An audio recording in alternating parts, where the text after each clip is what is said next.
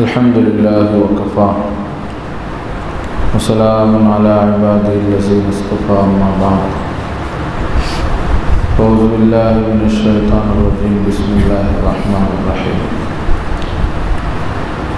هو الذي بعث في الأميين رسولا منهم يتلو عليهم آياته ويزكيهم ويعلمهم الكتاب والحكمة قال النبي صلى الله عليه وسلم ألا إن في الجسد مضغة إذا صلحت صلح الجسد كله وإذا فسد الجسد كله ألا وهي القلب أو كما قال عليه الصلاة والتسليم اللهم صل على سيدنا محمد وعلى آل سيدنا محمد وبارك وسلم اللهم صل على سيدنا محمد وعلى آل سيدنا محمد وبارك وسلم اللهم صل على سيدنا محمد وعلى آل سيدنا محمد وبارك وسلم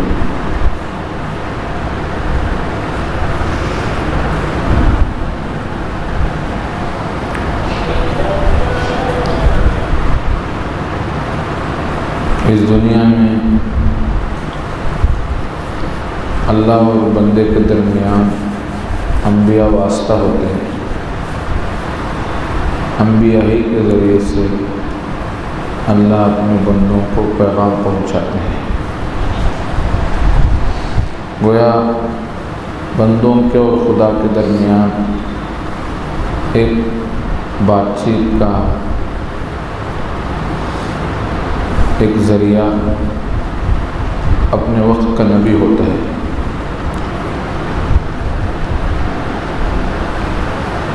تو نبی جو کام کرتا ہے گویا اللہ کا حکم ہوتا ہے, چاہے بات وحی کے ذریعے سے پہنچے یا خود نبی کوئی بات کہے وہ بھی وحی ہی ہوتی ہے, لیکن وحی کی دوسری قسم ہوتی ہے.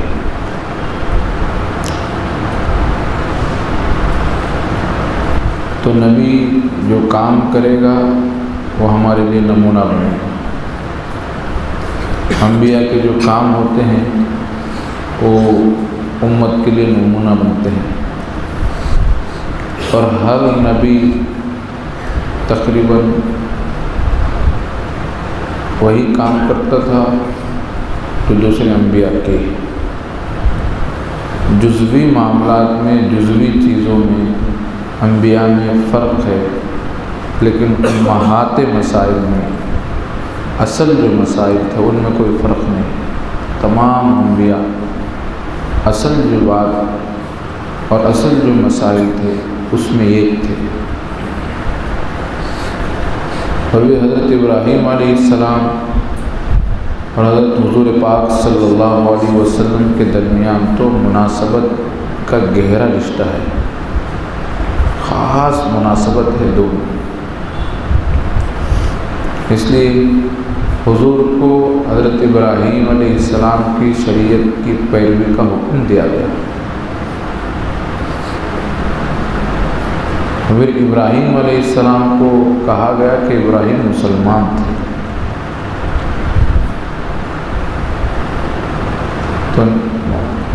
تو شریعت محمدیہ صلی اللہ علیہ وسلم اور ملت ابراہیمی دونوں میں بہت خاص جوڑ ہے.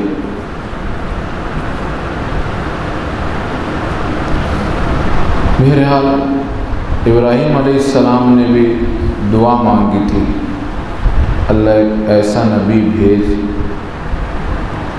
جو اس کے کام یہ ہو.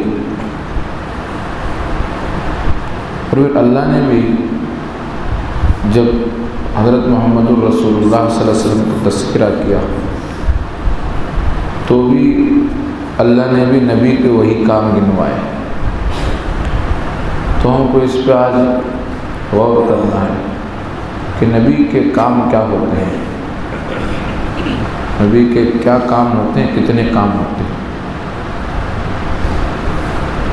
بات غور سے سنیے، بات قرآن کی ہے اور قرآن کہہ رہا ہے کہ نبی کے کام ہے۔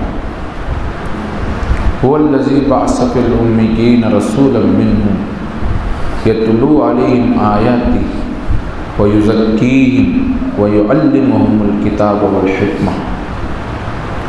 وہی ذات ہے جس نے نبی رحمت حضرت محمد الرسول اللہ صلی اللہ علیہ وسلم کو امیین کے درمیان نبی بنا کے بھیجا۔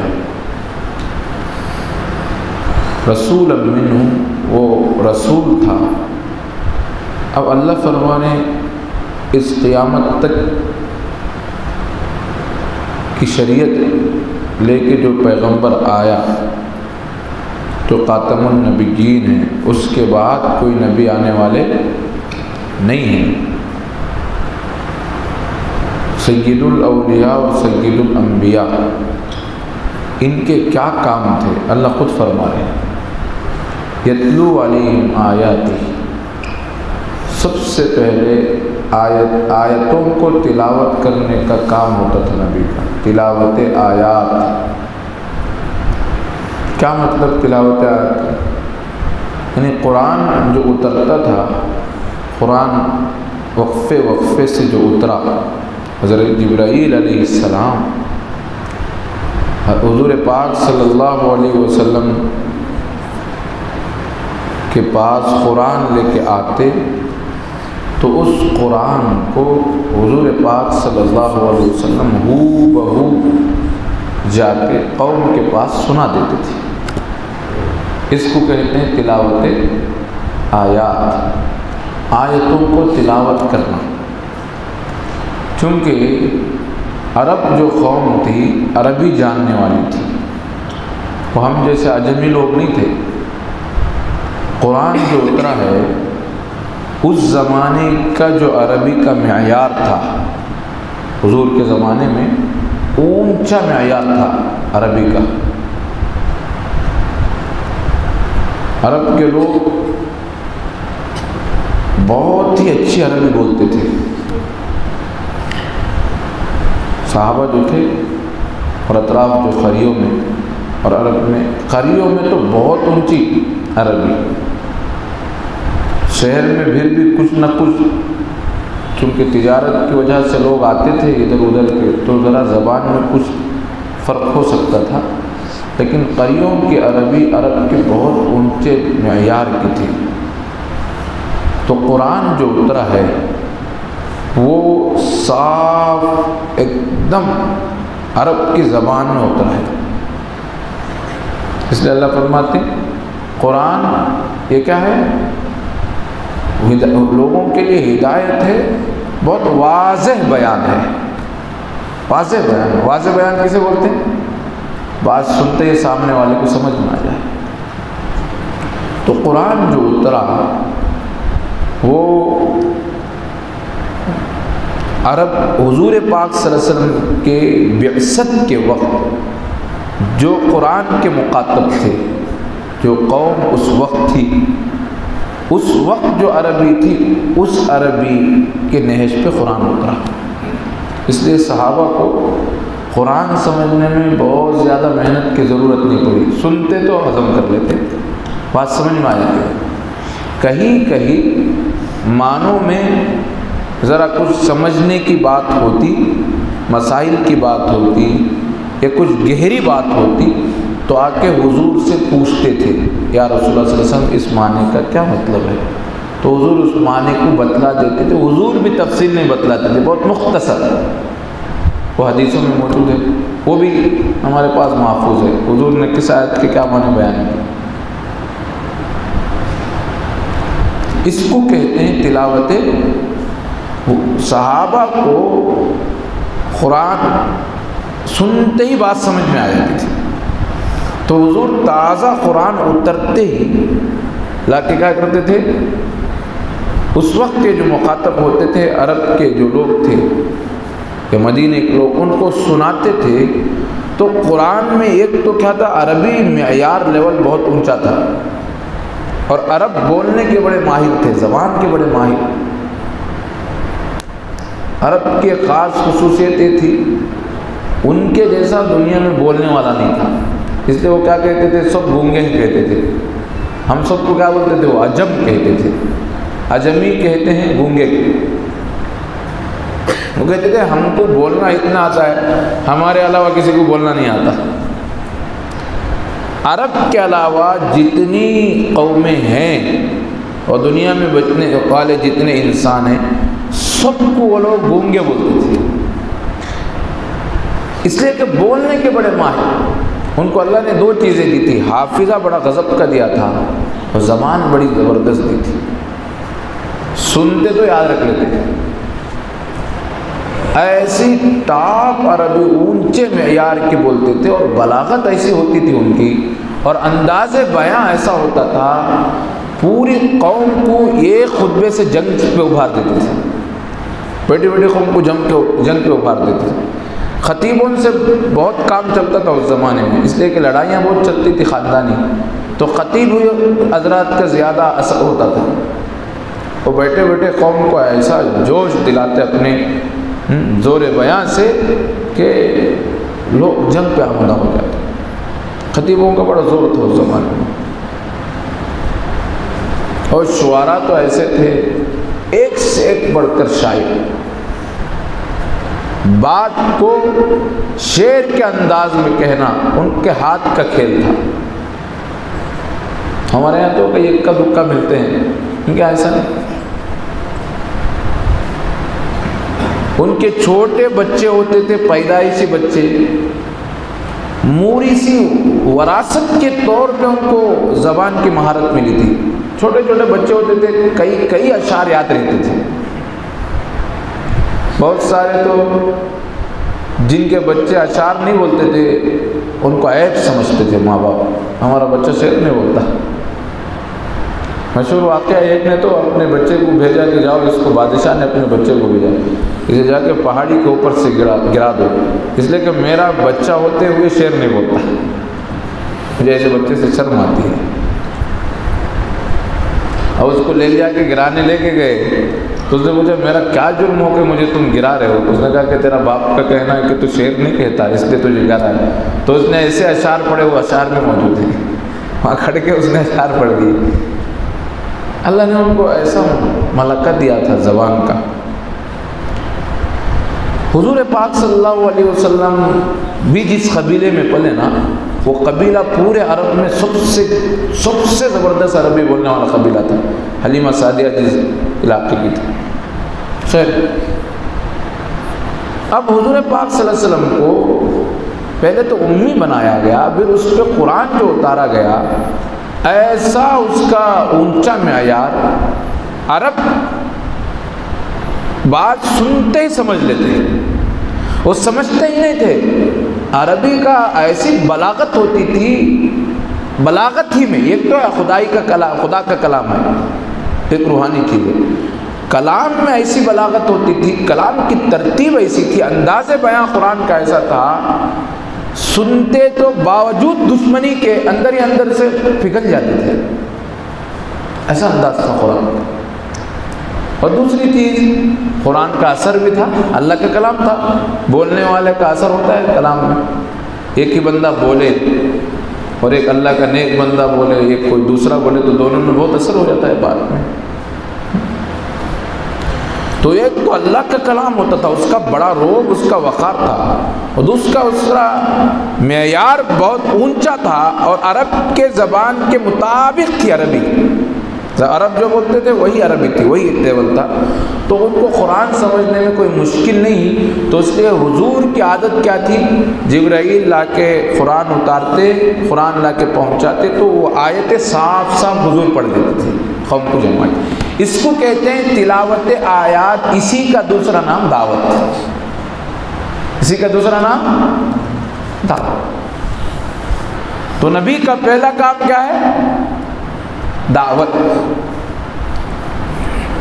اللہ جن کو معلوم نہیں ہے، اللہ کی پہچان کرائی اللہ آیتوں میں، اللہ کی پہچان کرائی، اللہ کی طاقت کا پوری قوت سے اللہ کی شان اور اس کی عظمت کا احساس دلایا گیا، اور پھر اللہ کی صفات پہ قرآن پوری قوت سے بولا، حضور سناتے تھے، پھر جنت اور جہنم کے تذکرے ہوتے تھے، اور اتنا قوت ہوتی تھی کہ بڑے بڑے سردار کام جاتے تھے، کام میں۔ ہاں یہ الگ بات کہ تعصب کے بنا پہ بہت سارے سردار ایمان نہیں لائے، لیکن قرآن سنتے تو حضور کو قرآن سن کے جواب نہیں دیتے تھے، تھوڑی دیر کے لیے متاثر ہوا تھے، پھر بعد میں تعصب کی وجہ سے نہیں مانتے تھے۔ تو پہلا کام نبی کا دعوت، آیتوں کو کیا کرنا؟ تلاوت، اللہ کی پہچان کرا دینا بس۔ اور قرآن بہت صاف ہے، آسان ہے قرآن۔ اللہ فرماتے ہیں وَلَقَدْ يَسَّرْنَا الْقُرْآنَ لِلذِّكْرِ فَهَلْ مِن مُدَّكِرٍ، ہم نے قرآن کو نصیحت کے لیے بہت آسان کر دیا، ہے کوئی نصیحت حاصل کرنے والا؟ اب ہم سمجھتے ہیں ہمارے لیے کیا آسان ہے قرآن، ہمارے لیے تو پڑھنا ہی مشکل ہے نا، سمجھنا کتنا مشکل ہے۔ یہ ہمارے لیے نہیں، کس کے لیے؟ عرب کے لیے، قرآن کے اولین مخاطب جو لوگ تھے ان کے لیے قرآن کا سمجھنا بڑا آسان تھا، اور ہمارے لیے ترجمہ پڑھیں گے تو بہت آسان ہے۔ قرآن عام فہم، عمومی انداز تھا، کیونکہ پوری انسانیت کے لیے آیا تھا، اس کی مثالیں، اس کی تمثیل، یہ سب بہت آسان۔ بہرحال نبی کا پہلا کام کیا؟ تلاوت آیات، دعوت، اللہ کے بندوں کو اللہ کی طرف بلانا۔ کبھی بشارت کا انداز ہوتا تھا، کبھی نبی بشیر بھی ہیں نذیر بھی ہیں، اور ڈرانے کا بھی انداز ہوتا تھا، انذار۔ ایسی آیتیں قرآن میں جس میں ڈرایا گیا تو ان کے دل ہل جاتے تھے کفار و مشرکین کے۔ اس کو قرآن میں کہتے ہیں وَيَتْلُو عَلَيْهِمْ آیَاتِ، کہ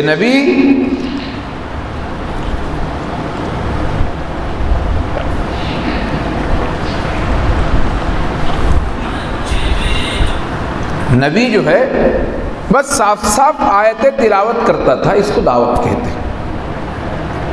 اب جو ہمارے پاس یہاں دعوت کا طریقہ ہے نا، وہ زمانے کے لحاظ سے ہے، ورنہ تو دعوت کی بہت سارے قسمیں، اللہ کی جن کو پہچان نہیں ان کا اللہ کی کیا کرانا؟ پہچان کرانا، یہ اصل دعوت ہے۔ بشارت کے ذریعے سے، ڈرانے کے ذریعے سے، اللہ کے صفات کے ذریعے سے،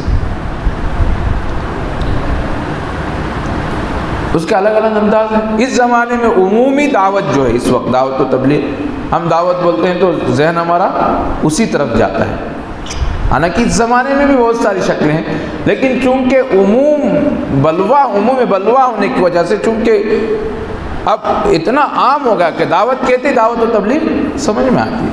تو نبی کا پہلا کام کیا تھا؟ دعوت، پہلے اللہ کی پہچان کرانا، پہلے اللہ کی پہچان۔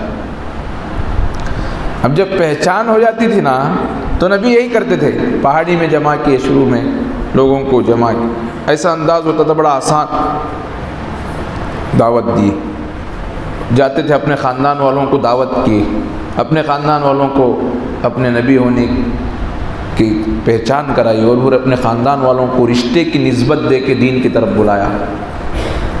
مکے میں کام نہیں ہوا تو طائف کی طرف گئے۔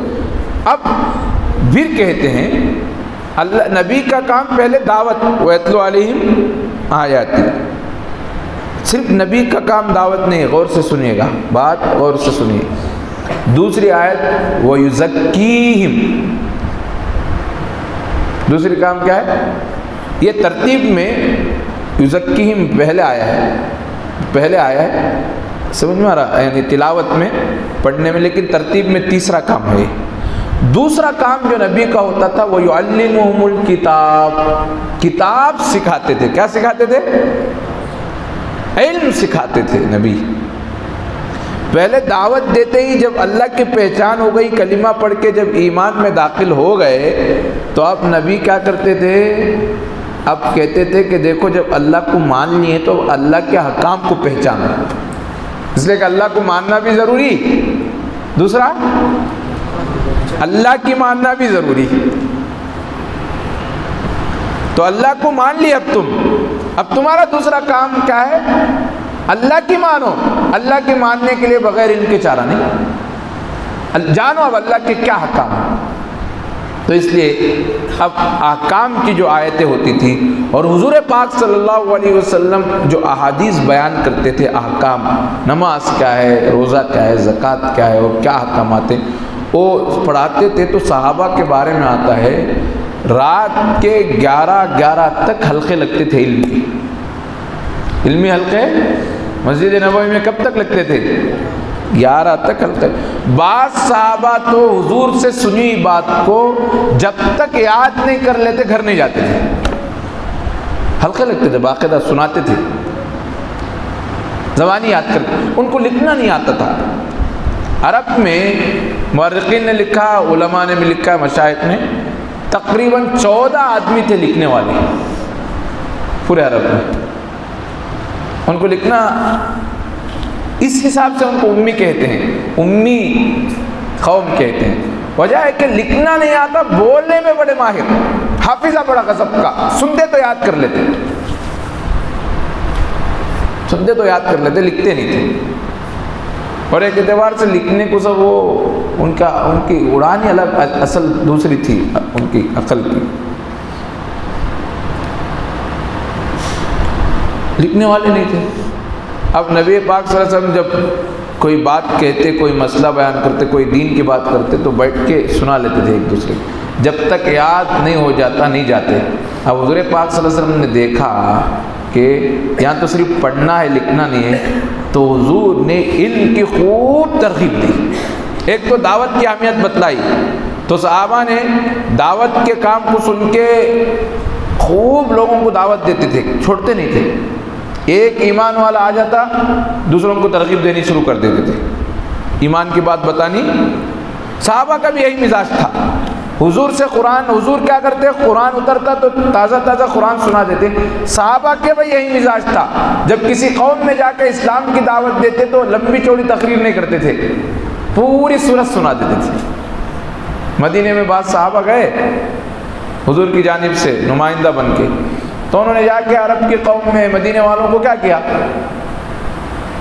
سورتیں سنانا شروع کر دی، بٹھاتے تھے سورت سنا دیتے تھے، چونکہ عرب جانتے تھے نا عربی، اور قرآن کا بلیغ انداز ہوتا تھا اور پرتاثیر انداز ہوتا تھا، سنتے ہی آنکھوں سے آنسو جاری ہو جاتے، ان کے دل نرم ہو جاتا، ایمان پہ آمدہ ہو جاتے۔ تو نبی کا بھی طریقہ یہی دعوت کا کہ آیتیں تلاوت آیات کرتے، اور نبی کے جان نثاروں کا، صحابہ کا بھی یہی مزاج تھا کہ وہ تلاوت آیات کرتے تھے، آیتوں کو سنا دیتے، اس کو دعوت کی۔ دوسرا کام نبی کا علم، حضور نے علم کی ایسی ترغیب دی، ایسی ترغیب دی، کتنی حدیثیں ہیں، کتنی، اور قرآن نے بھی ترغیب دی۔ تو صحابہ کا مزاج بھی پڑھنے لکھنے کا بنا، اتنا علم کی حضور نے ترغیب دی۔ جنگوں میں قیدی جب مقابل جماعت سے قیدی ہو جاتے تو وہ قیدیوں کو علم آتا، لکھنا پڑھنا آتا، تو حضور ان کو کہتے، دیکھو ہم ہمارے ساتھیوں کو تم لکھنا پڑھنا سکھا دو، ہم تم کو چھوڑ دیں گے، آزاد کر دیں گے۔ اس معاہدے پہ لکھنا پڑھنا وہ سکھاتے تھے، چند دن کے لیے حضور بھیج دیتے تھے، ان سے علم ملے گا ان کو رہا کر دیتے تھے۔ اب صحابہ میں لکھنے کا مزاج بھی شروع ہوا، پڑھنے کا مزاج شروع ہوا، اتنا علم کے پیاسے بن گئے، ایک ایک آیت سننے کے لیے کہیں معلوم ہوتا کہ فلاں صحابی آ رہا ہے اور اس کے پاس قرآن کی اتنی آیتیں ہیں، تو راستوں میں انتظار کر کے کھڑے ہو جاتے تھے وہ صحابی کی آمد پہ۔ وہ صحابی آتا تو وہی کھڑے ہو کے سنتے کہ آپ کے پاس فلاں قرآن کی آیت ہے، ہم کو بتا دو، ان سے سنتے، وہی یاد کرتے، لکھتے جاتے۔ ایسا مزاج بن گیا صحابہ خوب۔ اور ایک جماعت تو تھی اصحاب صفہ کی، ان کا کام ہی کیا، حضور کے پاس پڑے رہتے تھے، کھانے کمانے کی مصروفیات ان کی نہیں تھی، کمانے کے لیے نہیں جاتے تھے۔ جو حضور پاک صلی اللہ علیہ وسلم کے پاس آتا ہدیہ کے طور پہ، جو کچھ آتا، حضور ان کو ضرورت محسوس کر کے بھیج دیتے تھے۔ اور ان کا کام حضور جو جس وقت بولتے ہیں اس کو کیا کرنا؟ یاد کرنا۔ اس میں سے جو سب سے زیادہ تھے حضرت ابو ہریرہ رضی اللہ عنہ، سارے صحابہ اصحاب صفہ کا کام یہی تھا، حضور جو بولتے اس کو نوٹ کرنا۔ اور علم کا ایک طریقہ یہ بھی تھا، صحابہ باری باری کر لیے تھے، ہم دونوں دوست، اس لیے کہ ایمان پھیلا، اسلام پھیلا تو صحابہ کی بہت تعداد ہو گئی۔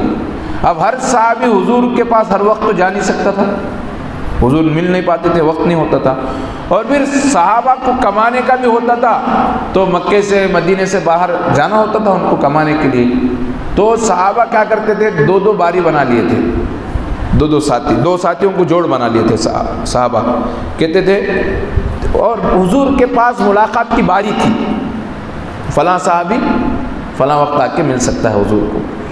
تو صحابہ علم کے اتنے پیاسے تھے، آپس میں دو جو ساتھی ہوتے تھے وہ اپنے ساتھی کو کہتے، تو جب حضور کے پاس جائے گا، تیرا موقع ہے تو حضور جو حدیث سنائیں گے تیری ذمہ داری ہے مجھے سنانا، میں جب جاؤں گا میری ذمہ داری ہے تجھے۔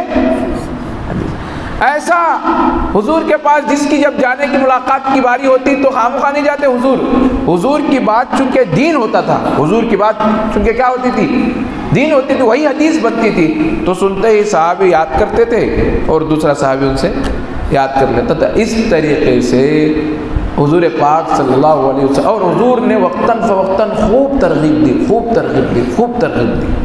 قرآن کہتا ہے کہ وما كان المؤمنون لينفروا كافة فلولا نفر من كل فرقة منهم طائفة ليتفقهوا في الدين ولينذروا قومهم إذا رجعوا إليهم لعلهم يحذرون۔ کیا ہوا کہ پوری کی پوری جماعت بھاگ رہی ہے جہاد میں، کیا اچھا ہوتا کہ کوئی جماعت علم دین سیکھنے کے لیے، فقہ سیکھنے کے لیے، دین کی سمجھ حاصل کرنے کے لیے اپنے شہر میں رہ جاتی، مدینے میں رہ جاتی، اور جو ضرورت ہوتی وہ لوگ جہاد میں جاتے، اور بہت ساری جماعتیں، بہت سارے صحابہ ایمان والے مدینے میں ٹھہر جاتے اور وہ دیکھ بھال بھی کرتے وہاں کے لوگوں کی اور علم دین بھی سیکھتے۔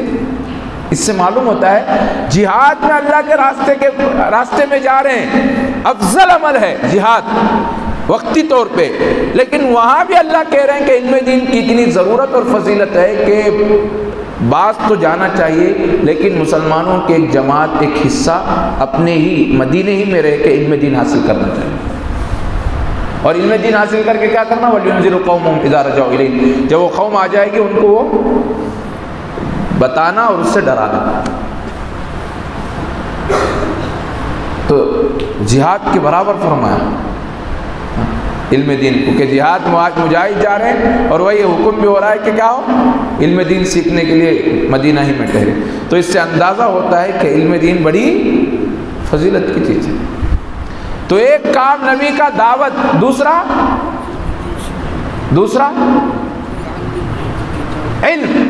علم کا حصول، وَيُعَلِّمُهُمُ الْكِتَابَ، خوب علم سیکھا، اتنا سیکھا 14 آدمی صرف پڑھنا لکھنا جانتے تھے نا حضور کے زمانے میں، مورخین نے لکھا، مشائخ نے بھی لکھا، بعد میں نا حضور جانے کے بعد مسلمان جو ہے علم کے نام سے پہچانے گئے، اکیڈمک قوم تھی، پڑھی لکھی قوم، پھر پڑھے لکھے پیدا ہو گئے، ایسا پڑھے، ایسی پیاس آئی علم کی صحابہ میں اور مسلمانوں میں، آگے چل کے ایک محدث کا کسی علاقے میں گزر ہوتا تو ایسا ٹوٹ پڑتے بادشاہ وقت بھی حیران ہو جاتا تھا۔ ہارون رشید بادشاہ تھا، دنیا کا بہت بڑا بادشاہ گزرا ہے۔ ایک مرتبہ اتنا بڑا بادشاہ تھا وہ، ایک مرتبہ بارش پڑی تو بارش کو کہنے لگا، دیکھ تو جہاں بھی جا کے برس تیرا ٹیکس مجھے کو آئے گا، یعنی اتنی زمین کا کیا تھا، وہ بادشاہ تھا، اس کی مملکت تھی۔ بارش کو کہنے لگا تو جہاں بھی جا بادل جا کے برس تیرا ٹیکس، یعنی تجھ سے جو پیداوار ہوگی وہ مجھے کون۔ اتنا بڑا بادشاہ تھا۔ ایک مرتبہ ہارون رشید اور اس کے کچھ ساتھی پڑاؤ ڈالے ایک علاقے میں، تو عبداللہ ابن مبارک آنے کی لوگوں کو خبر معلوم ہوئی تو پورا علاقہ ہی پاک ہو گیا، پورا علاقہ ہی. تو یہ باندی جو تھی نا یا بیوی جو تھی بادشاہ کی، وہ کہنے لگی تم کو لوگ بادشاہ کہتے ہیں، اصل یہ لوگ بادشاہ ہیں. پورا خالی ہو گیا. عبداللہ ابن مبارک آیا تو پورا شہر ہی خالی.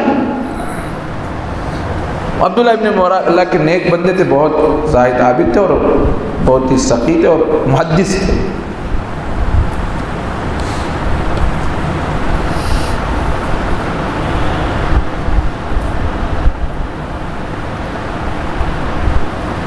تو ایسا علم کا تھا. ایک ایک لاکھ پڑھنے والے ہوتے تھے طالب علم. ایک محدث پڑھاتا تو پڑھنے والے کتنے ہوتے؟ ایک ایک لاکھ. حدیث کا درس ہونے کے بعد جب دوات گنی جاتی تو دوات کئی کئی ہزار دوات ہوتے تھے، قلم اور دوات. کوئی آ کے محدث، پہلے ایسا سسٹم نہیں تھا، یعنی ایسا منظم سسٹم عالمیت کا نہیں تھا، بعد میں بنا. کوئی ایک محدث کا گزر ہو جاتا کسی علاقے میں اور وہ آ کے کسی جھاڑ کے نیچے یا کسی علاقے شاہوں کے میں آ کے حدیث پڑھانا شروع کرتا. لوگوں کو معلوم ہوتا ہزاروں کی قطار لگتی تھی. کئی کئی مکبر ہوتے تھے بات پہنچانے والے. ایسی علم کی پیاس تھی. وقت کے بادشاہ بھی چاہتے تھے کوئی محدث آئے تو ہمارے بچے بھی پڑھ لیں. ابو داؤد کتاب ہے حدیث کی، سیاستہ کی کتاب ہے، بہت مستند کتاب ہے. وہ ان کے جو ابو داؤد سجستانی جب غالباً بصرہ غالباً آئے تو بادشاہ وقت ملنے آیا. ان کو ملنے آ کے ریکویسٹ کرنے لگا کہ حضرت آپ آئے ہیں، آپ کی کتاب، ان کی کتاب بڑی مشہور تھی، میں چاہتا ہوں کہ آپ ہمارے بصرہ آئے آ کے حدیث کا درس دیں. لیکن میری ایک تمنا ہے کہ میں اپنے بچوں کو بھی حدیث پڑھانا چاہتا ہوں، لیکن آپ حدیث پڑھانے کے لیے ان کو کوئی الگ انتظام کریں. بادشاہ کے بچے ہیں، اس لیے کہ عمرا سلاطین کے بچے عوام میں بیٹھنا اچھا نہیں ہے. تو حضرت نے کہا تمہاری شرط تو میں مانتا ہوں کہ تمہارے شہر آؤں گا لیکن الگ نہیں پڑھاؤں گا. میں اپنے آپ کے بچوں کے لیے الگ آ کے نہیں پڑھاؤں گا، یہ علم کا صحیح نہیں ہے. تو بعد میں اس نے کہا کہ نہیں، میں پڑھانا ہی ہے بچوں کو. لا کے عام لوگوں کے ساتھ پڑھاتا تھا لیکن پردے ڈالتا تھا، الگ الگ پردے ڈال کے وہ بچے اسی عوام میں بیٹھتے تھے اور عوام میں. اس سے اندازہ ہوتا ہے بادشاہوں کے بچوں میں بھی کیا ہوتا تھا؟ علم کا مزاج ہوتا تھا.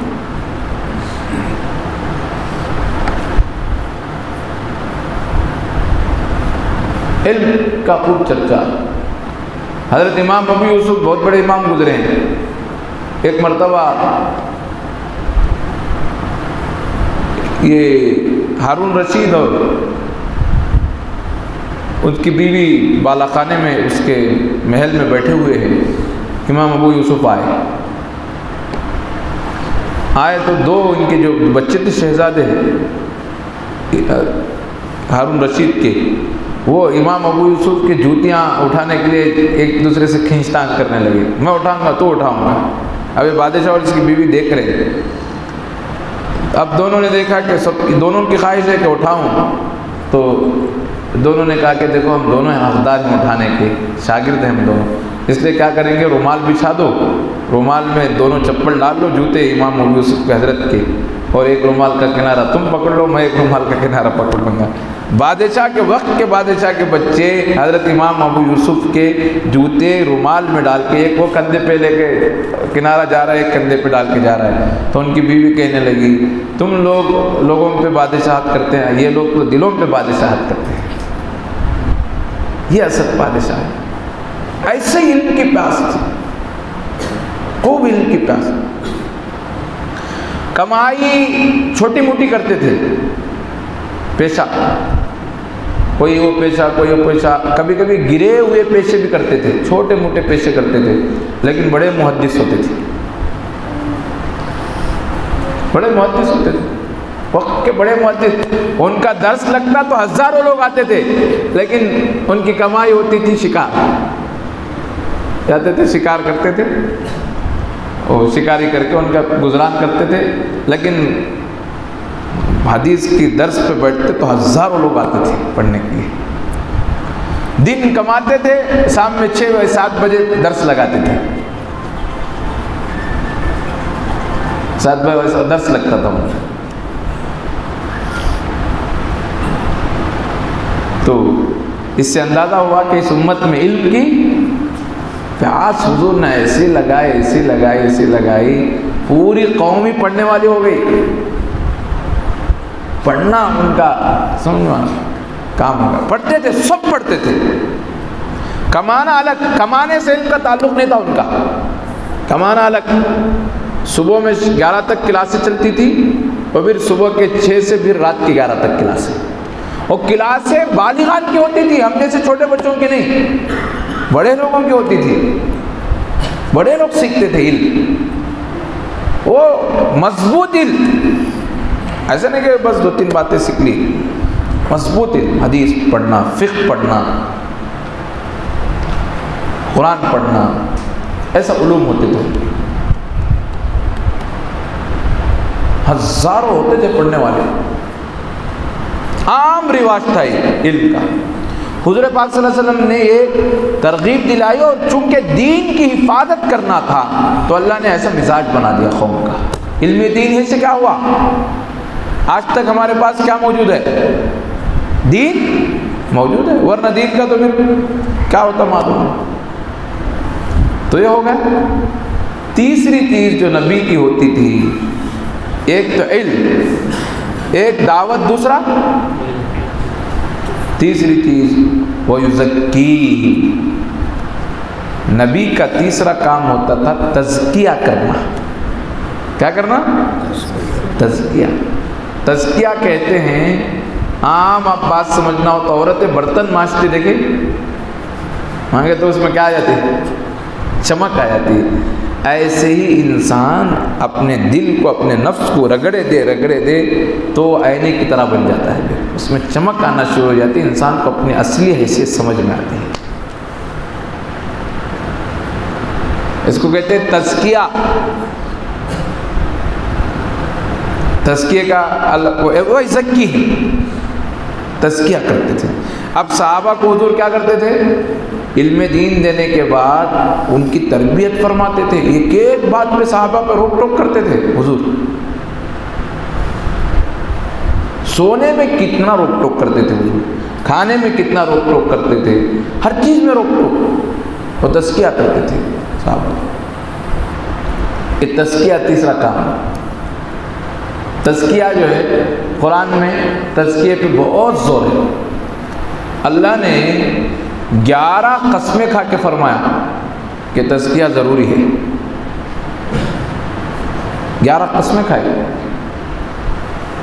سورہ شمس، والشمس وضحاها والقمر اذا تلاها والنهار اذا جلاها والليل اذا يغشاها والسماء وما بناها والارض وما طحاها ونفس وما سواها فالهمها فجورها وتقواها قد افلح من زكاها۔ یہاں جو وہ ہے نا، واو قسم ہے، 11 جگہ وہ آیا ہے یہاں۔ اور قسم، اللہ کی بات کرنا ہی بڑی بات ہوتی ہے، اللہ بڑی شان والا، ان کا کلام بھی کیا ہے؟ شاہانہ ہے۔ سب کلاموں پہ کیا ہے؟ بھاری ہے۔ لیکن قسم کھا کے کوئی بات کہتے ہیں تو اور تاکید آ جاتی ہے۔ ابھی ایک قسم نہیں کھائی، 11 قسمیں کھائی، 11 قسمیں کھائی۔ ہمارے یہاں میں جب بات کسی کو سمجھانا ہوتا ہے تو کیا کرتے ہیں؟ بندہ قسمیں کھاتا ہے، میں قسم سے بولتا ہوں، نہیں بھائی میں قسم سے بول رہا ہوں، بول کے سامنے والے کو بات کیا کرنا؟ بات کی مضبوطی بتلانا۔ اور 11 قسمیں کھائی، صرف قسمیں نہیں، اللہ کی جو کائنات میں مخلوقات بسی ہے، ان میں جو بڑی مخلوقات ہیں ان کا تذکرہ ہے، سورج کا، چاند کا، آسمانوں زمین کا، انسان کے نفس کا، پورا کھا کے فرما رہے نفس وما سواہا، نفس کی قسم اور نفس کے بنانے والے کی قسم، نفس کی قسم، بنانے والے کی قسم، فَأَلْهَمَهَا فُجُورَهَا وَتَقْوَاهَا، ہم نے نفس میں اچھائیاں بھی رکھی ہے اور برائیاں بھی رکھی ہے۔ فَأَلْهَمَهَا فُجُورَهَا وَتَقْوَاهَا، ہم نے اس نفس میں اچھائیاں بھی رکھی ہے، برائیاں بھی رکھی ہے۔ قَدْ أَفْلَحَ مَنْ زَكَّاهَا، جس نے نفس کا تزکیہ کر لیا۔ تزکیہ کے معنی یعنی برائیوں کو مار دیا اور اچھائیوں کو اوپر لے کے آیا، تو قد افلاح، تحقیق کے بعد بڑی پکی ہے وہ بندہ کامیاب ہو گیا۔ قد افلاح وقد خاب من دساہا، جس نے اپنے نفس کی فکر نہیں کی، اپنے برائیوں کو ختم نہیں کیا، اچھائیوں کو اوپر نہیں لایا، وہ برباد ہو گیا۔ اور کیا بولنا چاہیے؟ 11 قسمیں کھا رہے ہیں، اور پھر 11 قسموں کے بعد ایک بات بتلا رہے ہیں، پھر تاکید کہ پکی بات ہے وہ بندہ کامیاب ہو گیا۔ تزکیہ اسی کو کہتے ہیں کہ اللہ نے انسان میں برائی بھی رکھی، اچھائی بھی، اور پھر بندہ مومن جب کلمہ طیبہ پڑھ لیتا ہے تو اچھائی کی بیج ڈال بھی دیا اس نے۔ کلمہ طیبہ اچھے درخت کی مثال ہے۔ اللہ فرماتے ہیں وَمَثَلُ كَلِمَةٍ طَيِّبَةٍ كَشَجَرَةٍ طَيِّبَةٍ أَصْلُهَا ثَابِتٌ وَفَرْعُهَا فِي السَّمَاءِ، کہ کلمہ طیبہ کی مثال ایسے درخت کے مانند ہے جس کی جڑیں زمین کے نیچے اور اس کی شاخیں آسمان تک۔ تؤتی اکلہا کل حین بإذن ربہا، وہ اپنے مالی، اپنے مربی کے حکم سے جب چاہے کیا کرتا ہے؟ پھل دیتا ہے۔ یہ کیوں فرمایا اللہ نے زمین میں جڑیں نیچے مضبوط؟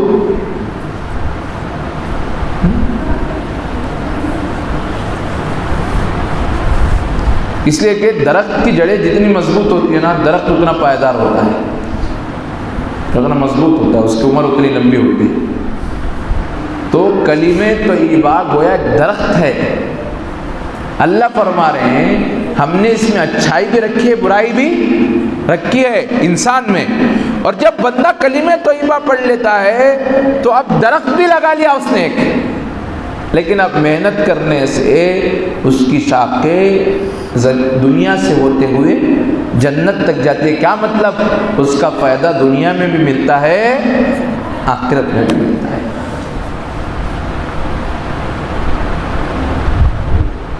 اور جو یہ محنت نہ کرے وہ بندہ ناکام ہوگا۔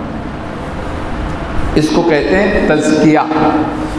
یہ تزکیے کی محنت بہت ضروری ہے، اسی کو تصوف بولتے ہیں، اسی محنت کو کیا بولتے ہیں؟ لیکن آج کے لوگ کہتے ہیں تصوف کہاں سے آ گیا، پھر دعوت کہاں سے آ گئی، پھر تصوف کہاں سے آیا تو دعوت کہاں سے آئی؟ دعوت کہاں سے آئی؟ آج کے نہج پہ جو دعوت و تبلیغ ہے 100 سال پہلے تھی اس نہج پہ تھی؟ نہیں تھی، صاف بات ہے۔ حضرت الیاس صاحب رحمۃ اللہ علیہ جب کام شروع کیے تو ابھی 100 سال میں مکمل نہیں ہوئے، اس سے پہلے اس نہج کی دعوت کا کسی کو معلوم ہی نہیں تھا، کسی کو خبر ہی نہیں تھی، عوام کے عالم کو خبر نہیں تھی۔ اور جب انہوں نے کام شروع کیا تو لوگوں نے یہی تو کہا نا کہ دعوت کیا چیز ہے، مخالفت ہوئی، لوگوں کو مارا گیا پتھروں سے، ظلم و زیادتی کی گئی۔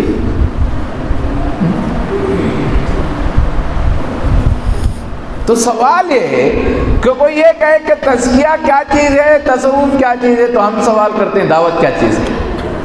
دعوت کون سی چیز ہے بھائی؟ جیسے دعوت نبی کا کام ہے، اس کی ترتیب بدلتی رہی، نبی کے زمانے میں الگ ترتیب تھی، دعوت مقصود ہے، وہ زمانے کے لحاظ سے ترتیب بدلتی رہے گی، اس کی شکلیں بدلتی رہی، اور ایک زمانہ آیا حضرت الیاس صاحب کے زمانے میں ایک ترتیب بنی، اور جو نافع بھی بنی، اس کی برکتیں پوری دنیا میں ظاہر ہوئی، اور اتنا برکتیں اس کی ظاہر ہوئی کہ اب دعوت کے نام سے ذہن ہی ادھر جاتا ہے بندے کو، اس کا کوئی انکار نہیں۔ اور تزکیہ کس کا کام ہے؟ حضور کا کام تھا۔ حضور کے بعد صحابہ نے تزکیہ کیا، اور پھر تابعین سے تو باقاعدہ شروع ہو گیا۔ حضرت حسن بصری اجل تابعین میں سے ہیں، صحابہ سے ان کی ملاقات ہوئی، صحابہ سے ان کی ملاقات ہوئی، اور ان کی ماں اور ان کے باپ صحابہ کے آزاد کردہ غلام تھے، اتنا قریب رشتہ، مشہور تھے حضرت حسن بصری تزکیے میں۔ حضرت جنید، حضرت بایزید، تصوف کا نام آتے جنید اور بایزید کا منہ ذہن میں بغیر کسی سمجھ مارا سوچنے کے نام آ جاتا ہے۔ کب کے ہیں جنید اور بایزید؟ اسی زمانے کے ہیں۔ اللہ نے اتنا یہ ہوا کہ نبی تینوں کام کو ساتھ لے کے چلے، چونکہ نبی کے اندر جامعیت تھی، آپ کیا تھے؟ جامع شخصیت تھی، اور سب آپ ہی کو بتانا تھا، تو حضور اور صحابہ بیک وقت تینوں کام کرے، تعلیم بھی دیے، دعوت بھی دیے، تعلیم بھی دیے، تزکیہ بھی کرے، اور مسجد نبوی میں ہر کام ہوتا تھا۔ لیکن نبی اور صحابہ جانے کے بعد چونکہ دین کا حلقہ بہت پھیل گیا، عالموں میں، عالم میں، ملکوں میں دین پھیل گیا، اب لاکھوں کی تعداد میں لوگ اسلام میں داخل ہوئے، اور بعد میں ویسی جامع شخصیات بھی نہیں ملی تھی۔ حضور کی برکت تھی، صحابہ، حضور اور صحابہ ایسے تھے۔ اس کے بعد تینوں کام لے کے چلنے والی جامع شخصیات بھی نہیں تھی، اور تھی بھی تو اس وقت کا تقاضا نہیں تھا، وہ اس وقت کی مصلحت نہیں تھی یہ تینوں کام۔ تو یہ کام بڑھ گئے، دعوت الگ ہو گیا، علم الگ ہو گیا، اور تزکیہ۔ حضور اور صحابہ کے زمانے میں تینوں ایک جگہ، لیکن یہ زمانہ جاتے ہی تابعین کے دوری سے تینوں الگ ہو گئے، علم الگ، تزکیہ۔ امام ابو حنیفہ اجل تابعین میں سے ہیں، علم کا اتنا کام کیے بندہ حیران ہو جاتا ہے، انہوں نے زبردست کام کیا۔ ایک زمانہ ان کی بات مانتا تھا، ان کی موجودگی میں، آج بھی مانتا ہے، اور امام بنے، پہلے امام وہی بنے نا، اور فقہ کی تدوین حضرت ہی کی سب سے پہلے، فقہ کو جو جوڑا، مدون کیا، کون؟ امام ابو حنیفہ۔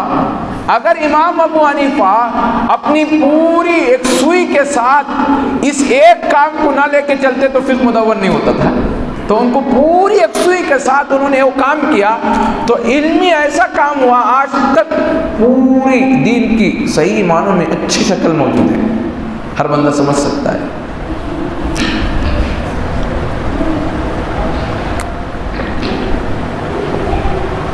لیکن اتنے بڑے امام ہو کے کہتے ہیں لولا السنتان لہلک النعمان، نعمان ان کا نام تھا امام ابو حنیفہ کا، اگر نعمان کے 2 سال نہ ہوتے تو نعمان ہلاک ہو جاتا ہے۔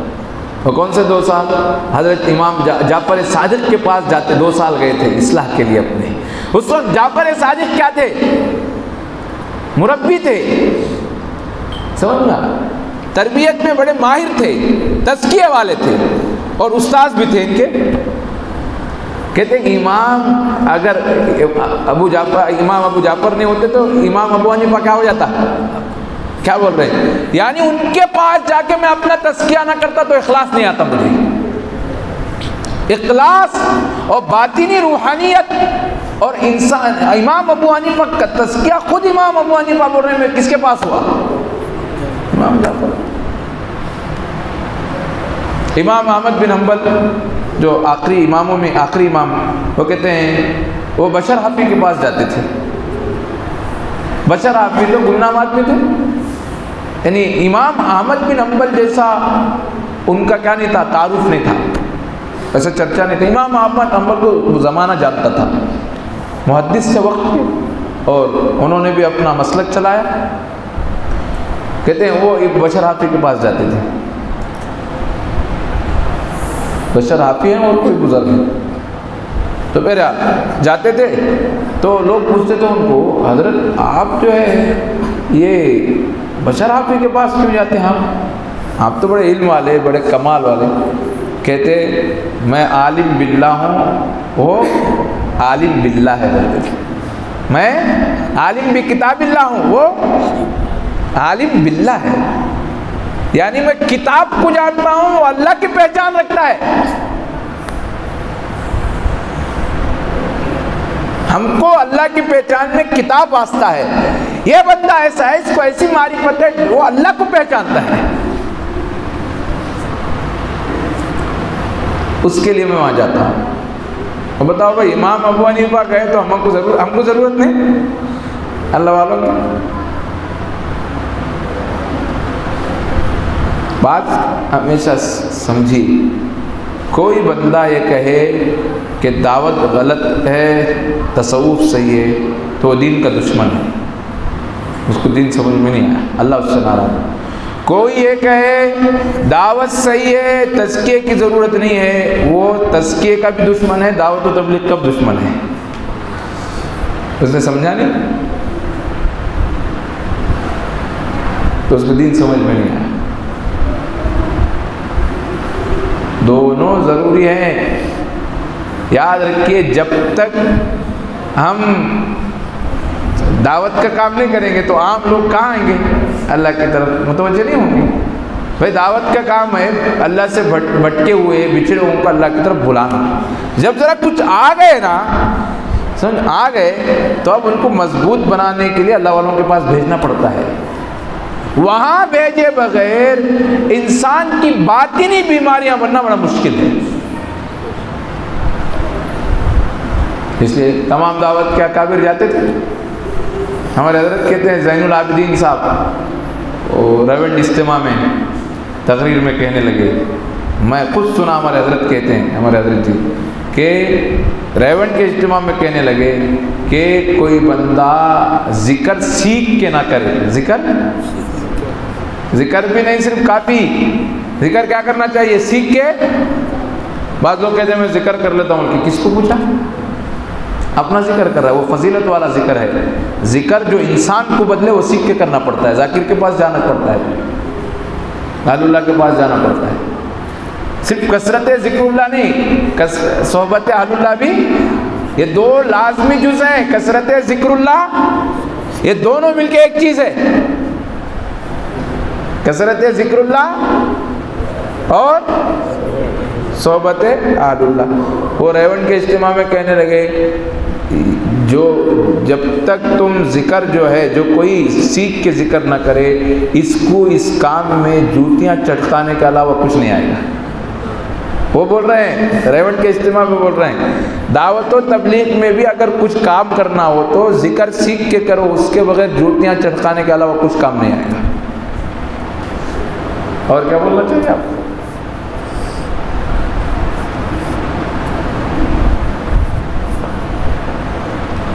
زین العابدین صاحب جو جماعت کے بڑے بزرگ تھے، جماعت والے ہو تو ان کو تو اچھا معلوم ہوگا ہمارے سے، تو بھائی یہ جو ضروری چیز ہے، انسان کو چاہیے کہ اپنی اصلاح کرے۔ قیامت کے دن کلاشر کے میدان میں لوگ تہامہ پہاڑ کے مانند اپنے اعمال لے کے جائیں گے، اللہ کہیں گے ان سب کو اٹھا کے جہنم میں ڈالو۔ اس کی وجہ ہوگی کہ باطنی بیماریوں کی وجہ سے انسان کے گناہ، انسان کی نیکیاں وہ گناہ کھا جائیں گے، ورنہ انسان کسی کے پاس گئے بغیر اپنی اصلاح کرنے کی کوشش کرے، پہلی بات تو یہ ہے کہ اس کو گناہ ہی نظر نہیں آئیں گے، سمجھے گا میں بہت اچھا ہوں۔ اور سب سے بڑا مریض وہ ہے جس کو اپنی بیماری معلوم نہ ہو، سب سے بڑا مریض وہ ہوتا ہے جس کو اپنی بیماری، اس لیے کہ بیماری معلوم نہ ہو تو بتائے گا نہیں، دوا نہیں لے گا، تو دوا نہیں لے گا تو پھر نقصان۔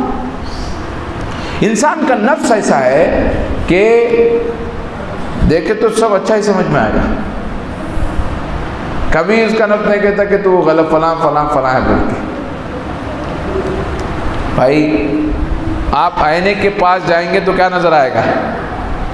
داغ دھبے نظر آئیں گے۔ حضور نے فرمایا مومن کا آئینہ ہے۔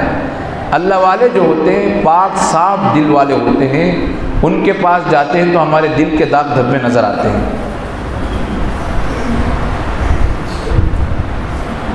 جب تک ہم بریانی نہ کھائے نا، ہم سمجھ رہے ہوں گے کہ دال کھانا ہی بڑا مزیدار ہے بول کے، اور بریانی کھانے کی جب نوبت آئے گی تو سمجھ میں آئے گا کہ نہیں، یہ ٹیسٹ الگ ہے، بریانی کا مزہ الگ ہے، یہ کھانا پھر بھی کھانا ہے۔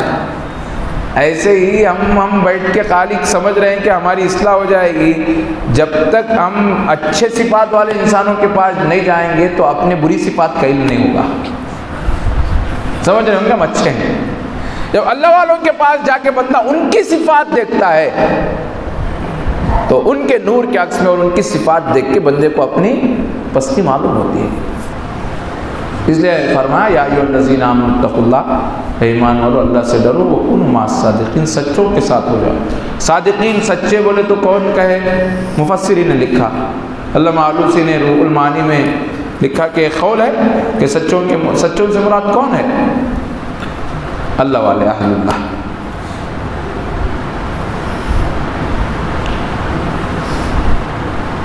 تو اللہ والوں کے پاس جانا ضرور، یہ اسی دور سے شروع ہو گیا، حسن بصری کے زمانے سے۔ اس لیے آپ معلوم کرو، وقت کے بڑے بڑے بادشاہ ہوتے تھے، اللہ والوں کے پاس آتے تھے، ایسا روب ہوتا تھا، ایسا روب ہوتا تھا، پیر لمبا کر کے نہیں بیٹھ سکتے تھے، وقت کے بادشاہ ہوتے تھے، اور آ کے اپنی اصلاح کراتے تھے اور دعائیں کراتے تھے۔ اور کتنے بادشاہ ہوتے تھے وقت کے اللہ والوں سے ان کا مشورہ ہوتا تھا، وہ کہتے تھے کہ جنگ میں جاؤ تو جاتے، کہتے کہ آپ مناسب نہیں ہے تو رک جاتے۔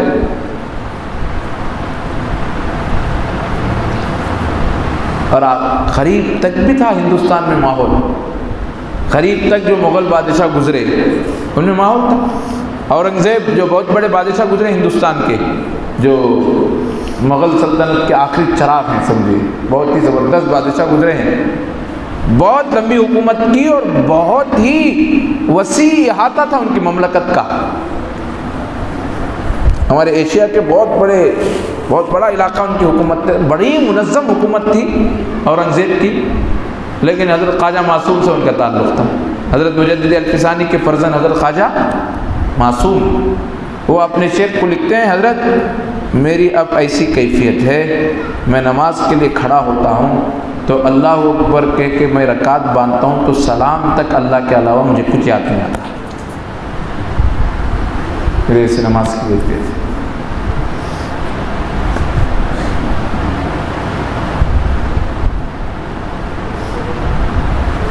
ایسی میری نماز کی کیفیت ہے۔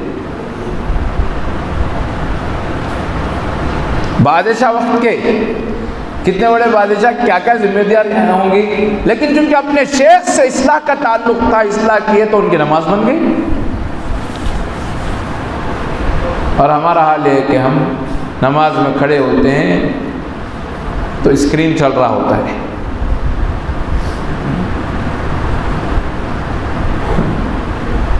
ایسی نماز کب تک پڑھیں گے میرے بھائی؟ حدیث میں آتا ہے بعض نمازی نماز پڑھتے ہیں کالے کپڑے کی طرح منہ پہ مار دی جاتی ہے، کہ پھر درمیان میں جگہ چھوڑے۔ یہ درمیان میں جگہ کیوں چھوڑتے ہیں بھائی؟ آپ مل کے بیٹھو، مل کے بیٹھو۔ حدیث میں ہے درمیان میں جگہ چھوڑے تو برکت نہیں رہتی، یاد رکھیے گا، شیطان آ جاتا ہے۔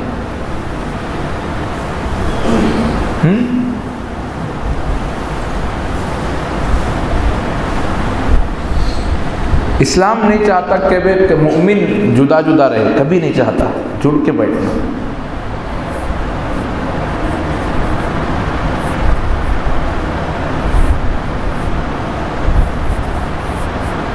تو بہرحال وقت کے بادشاہ ہوتے تھے، اپنی اصلاح کرتے تھے۔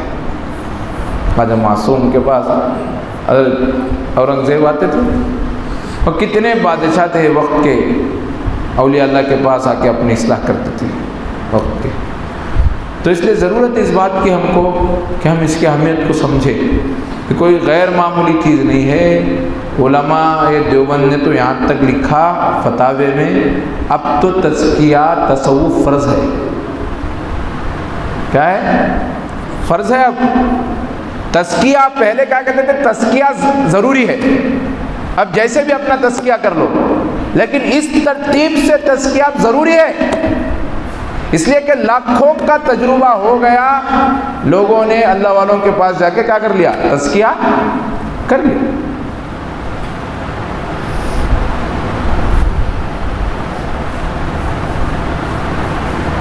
تو یہ مبارک سلسلے ہوتے ہیں، بڑی بابرکت سلسلے ہوتے ہیں، بندہ اس سے جوڑتا ہے تو اللہ رب العزت ہمارے اصلاح کی جو ہماری جو ذمہ داری ہے اللہ اس کو آسان کر دیتے ہیں۔ خود سے چلیں گے تو کوئی پکی بات نہیں ہے، آپ کسی کو نہیں دکھا سکتے، آپ کوئی دکھاؤ کہ خود سے ولی بن گیا ہو، لاکھوں دکھا سکتے ہیں جو کیا ہو گیا؟ اللہ والوں کے پاس جا کے ولی بنے۔ اس سے کوئی اکا دکا بنا ہوگا آپ کے یہاں تو ہوگا، آپ کو اندازہ ہو، لیکن ہمارے مشائخ کہتے ہیں بھائی ترتیب یہی چلی ہے، اللہ کے نیک بندوں کے پاس آؤ، آ کے اپنی اصلاح کرو۔ بھائی کتاب کے ساتھ خالی کتاب اتار دیا، کتاب والا بھی اتارے، مبعوث فرمائے اللہ، جب بھی کتاب اتری نبی کو صاحب کتاب بھی حامل کتاب بھی ہوتے تھے، حامل کتاب بھی ہوتے تھے۔ ایسے ہی صرف کتاب سے یا کچھ سن لینے سے انسان کی اصلاح نہیں ہوتی، بلکہ انسان کی اصلاح جو ہے وہ اللہ رب العزت سے سچا پکا تعلق ہونا، تو اللہ والوں سے جڑنا چاہیے۔ اس لیے دو چیزیں ہیں، کثرت ذکر اور کثرت صحبت اہل اللہ، تو پھر انسان کی اصلاح آسان ہو جاتی ہے۔ یہ ذکر کی محنت یہی ہے تصوف سلوک کی، کہ بس اس کا مقصود یہ ہے کہ بندہ تعلق بنا کے اپنی اصلاح کی فکر کرے، تقویٰ آ جائے زندگی میں، جس کو اللہ کہہ رہے ہیں اے ایمان والو تقویٰ اختیار کرو اور سچوں کے ساتھ ہو جاؤ۔ اب اگر کسی کو یہ بات سمجھ میں نہیں آ رہی ہے تو یہ ہم کو سمجھ میں نہیں آ رہی، ورنہ تو ترتیب یہی چلی ہے، ترتیب پہلے سے یہی چلی ہے۔ اس لیے وقت کے بڑے بڑے علماء، محدث، مفسر اللہ والوں کے پاس جاتے تھے، اپنی اصلاح کرتے تھے، آج بھی یہی ترتیب ہے۔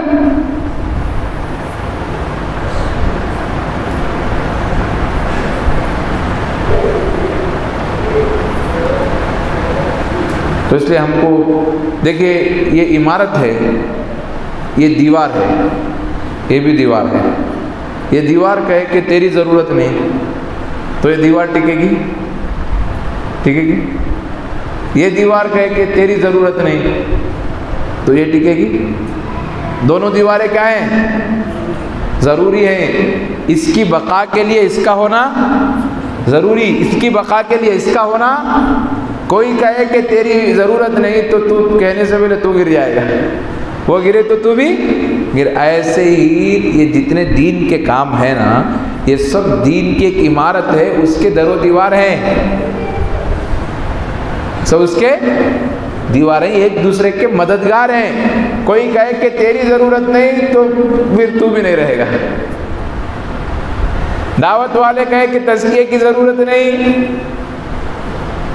تو دین باقی نہیں رہے گا، اور تزکیے والے کہے کہ دعوت کی ضرورت نہیں تو پھر عام بندوں کا کیا حال ہوگا؟ سب کی ضرورت ہے۔ اللہ نے ترتیب بنائی ہے ایسی، ہم نے نہیں بنائی، اللہ بنائے ترتیب۔ ہاں اتنا ہو سکتا ہے کسی وقت میں کسی چیز کا زیادہ غلبہ ہوتا ہے، کسی وقت میں بہت زیادہ غلبہ ہوتا ہے، کسی کا تھوڑا کم، سننا کسی کا کہیں زیادہ، کسی کا تو کم، یہ تھوڑا اونچ نیچ ہوتی ہے، ورنہ تو ضرورت سب کی ہے، اور سب اللہ کے پاس انشاءاللہ سب کو اجر ملے گا، اور سب کی ضرورت ہے۔ بس ضرورت اس بات کی ہے کہ ہم اخلاص کے ساتھ کام کریں اور اپنی ذات کی فکر کریں۔ ہم کو جو ہے ہم لوگوں کی فکر کرتے ہوئے اپنی ذات کی بھی فکر کریں۔ انسان کوئی معمولی چیز نہیں ہے، فرشتوں سے بڑھ کر ہے انسان بننا، فرشتوں سے بڑھ کر ہے انسان بننا، مگر لگتی ہے اس میں دیر، زیادہ دیر لگتی ہے، اس میں محنت ہونی پڑتی ہے۔ تزکیہ کوئی معمولی ایک دو دن کا کام نہیں ہے، کرتے کرتے کرتے کرتے انسان بنتا ہے۔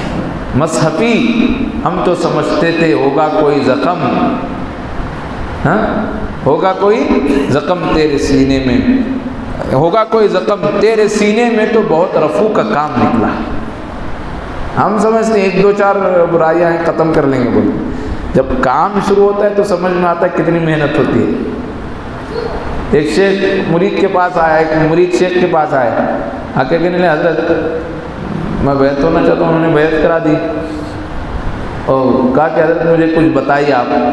کہنے لگے کچھ نہیں، تم جھوٹ چھوڑ دو، تم جھوٹ چھوڑ دو۔ اس کو بات سمجھ میں نہیں آئی، یہ مجھ سے کیا کہہ رہا ہے جھوٹ چھوڑنے کی بات، کہ جھوٹ چھوڑ دو کام بن جائے۔ میں اتنا عقیدت سے اتنی محنت سے بیعت ہوا تو اسی جھوٹ چھوڑنے کی ترغیب کر رہے ہیں۔ انہوں نے کہا تو جا جھوٹ چھوڑ بس۔ تو اب وہ جا کے شیخ کی بات مان کے جھوٹ چھوڑنے لگا تو 40 سال لگے۔ 40 سال بعد اپنے شیخ کو لکھا حضرت اب جھوٹ ختم ہوا۔ جھوٹ کی کتنی قسمیں ہوتی ہیں معلوم نہیں ہوتا ہم کو، ہم کہاں ہم کو شیطان اٹکا رہا ہوتا ہے معلوم نہیں ہوتا۔ ایک ایک سے جب بچنا شروع کرتے ہیں تو سمجھ میں آتا ہے یہ بھی جھوٹ ہے۔ اب تو 40 سال نہیں لگیں گے انشاءاللہ، بہت آسان ہے، اللہ نے بہت آسان ترتیب رکھی ہے، اللہ بہت ہی آسانی سے ہماری اصلاح کریں گے انشاءاللہ۔ ضرورت اس بات کی ہے کہ اس چیز کی اہمیت کو سمجھے اور سچی طلب اور تڑپ اور شوق کے ساتھ ہم اس کام سے لگے رہے اور تزکیہ اپنے کرنے کی فکر کریں۔ تو جو ساتھی بیعت ہو گئے ان کو تو بس ضرورت اس بات کی اب خالی بیعت نہیں چلتی، کیا کرنا چاہیے؟ اب ذکر و مراقبہ شروع کر دینا چاہیے، اصلاح ضروری ہے، کرتے کرتے جاؤ، دن گزر جائیں گے ویسے کہ ویسے رہیں گے اگر نہیں کریں گے۔ محنت شروع کر دیں گے تو دن بھی گزریں گے، ہمارے اندر تبدیلی بھی آنا شروع ہو جائے گی۔ اگر کام کرتے کرتے بھی موت آ جائے تو ڈرنے کی ضرورت نہیں، اللہ تو کہیں گے کہ بندے تو کام کر رہا تھا لیکن موت دینا ہمارا کام ہے، موت آ گئی، اللہ کی ذات سے امید ہے اللہ نیک بندوں کے ساتھ ہمارا حشر فرمائیں گے۔ اگر کوئی بندہ محنت میں نہیں لگا موت آ گئی تو نقصان ہے۔ تو اس لیے مراقبہ، اب ذکر و مراقبہ جو ہمارے معاملات ہیں پابندی سے کیجیے اور پھر رابطہ رکھیے، رابطہ رکھ کے بتاتے رہیے، انشاءاللہ بہت ترقی ہوگی۔ کرنے کا کام یہ ہے بھائی، کھانا کمانا وہ جانور بھی کرتے ہیں، کھانا کمانا جانور بھی کرتے ہیں۔ اپنی پیٹ کی ہمیشہ فکر، پیٹ کی، اپنے بیوی بچوں کی۔ انسان کا اتنا ہلکا ہے، اتنا حقیر ہے، اتنا چھوٹا ہے، صرف اپنے پیٹ کیا غلام بن کے رہ گیا۔ اللہ فرماتے ہیں انسان ہم نے تجھے خلیفہ بنایا ہے، بہت تیرے اندر کمالات ہیں، تو اوپر سے بادام کا چھلکا ہے، اوپر سمجھ رہا ہے کہ چھلکے کو دیکھ کے کیا بیکار چیز ہے، اندر ہے مغز تیرے، وہ چھلکے کو کیا کر نکالے تو پھر کیا نکلے گا؟ مغز۔ بچے کو بادام دو تو کیا کرتا وہ اٹھا کے سڑ دیتا، اس کو تو معلوم نہیں بادام کیا ہے۔ شادی میں اگر آپ اس کو کیا کرو بادام دو تو وہ تو چاکلیٹ لے کے کھائے گا، بڑے لوگ کیا کریں گے؟ بادام کھائیں گے، ان کو معلوم ہے بادام میں اندر چیز، بادام میں مغز ہے۔ بچے کچھ ان کے معلوم نہیں، وہ تو سمجھے گا کہ مضبوط چیز ہے، چمانے میں مشکل ہو رہی ہے، وہ بادام کی طرف توجہ نہیں دے گا۔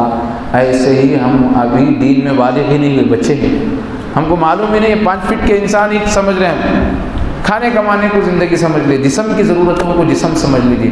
اصل انسان کو اللہ نے دل جو اندر رکھا ہے اس کی اصل ضرورت ہے ہم کو سنوارنے کی، اس کو اصل انسان اندر ہے، اصل کمالات اندر ہیں، تو اپنے اندر کے انسان کی فکر کرے، پھر انشاءاللہ اللہ جسمانی ضرورتیں بھی پوری کریں گے۔ اتنی فکر کی ضرورت نہیں میرے بھائی، جتنا ہم فکر کر رہے ہیں نا دنیا کے لیے اتنی فکر کی ضرورت نہیں ہے۔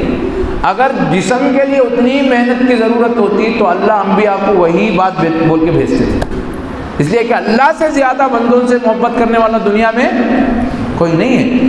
انبیاء کو بھیج کے کہیں کیا کھانے کے اصول سب بتائے گا، دیکھو آپ کھانے کے اصول بتائے، وہ کمانے کے سب پوری تفصیلات دکھائے گا، وہ سب خود بخود سیکھ لیں گے، وہ خود بخود روزی آئے گی بندے کے ساتھ۔